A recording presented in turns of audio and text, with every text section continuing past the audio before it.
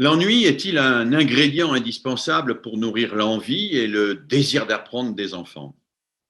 La question est difficile parce que derrière le mot ennui, on peut mettre des tas de choses. Alors, on sait bien qu'une partie des enfants, on peut dire une grande partie des enfants, s'ennuient de temps en temps en classe. Alors évidemment, il y a des enfants qui savent s'ennuyer poliment. Ils s'ennuient, mais comme ils ont appris à être de bons élèves, ils hochent la tête quand même d'une manière régulière quand le maître ou la maîtresse dit quelque chose. Ils font semblant d'écouter, ils font semblant d'être là tout en étant totalement ailleurs. Euh, les enfants qu'on ne supporte pas, ce sont ceux qui s'ennuient, mais qui s'ennuient bruyamment.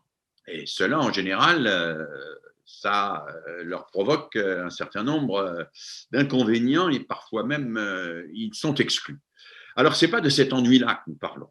Nous parlons d'une forme d'esprit qui est non pas dans l'activité immédiate, mais qui est dans une forme de retenue qui assume d'entendre, de laisser le temps passer, de ne pas exiger d'être dans l'action immédiate. Voilà. Cet ennui-là, il peut être positif, mais pour qu'il soit positif, il faut qu'il soit plein, pas qu'il soit vide. Si l'enfant n'a rien à meubler pour son ennui, s'il n'a pas des souvenirs, s'il n'a pas un certain nombre d'éléments et des éléments culturels pour habiter son esprit, alors bon, l'ennui s'étire, il s'étire indéfiniment, il n'en ressort rien.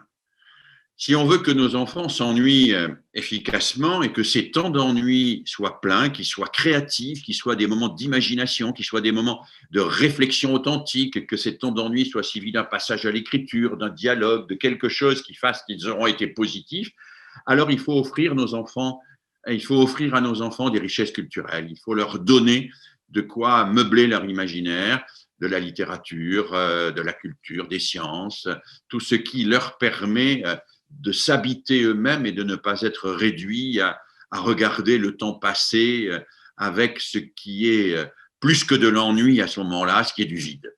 Oui à l'ennui, un ennui plein, mais non à l'ennui du vide. Donc nourrissons nos enfants et nourrissons-les de tout ce qui peut les habiter et de tout ce qui peut leur permettre de faire des temps d'ennui, des temps de richesse.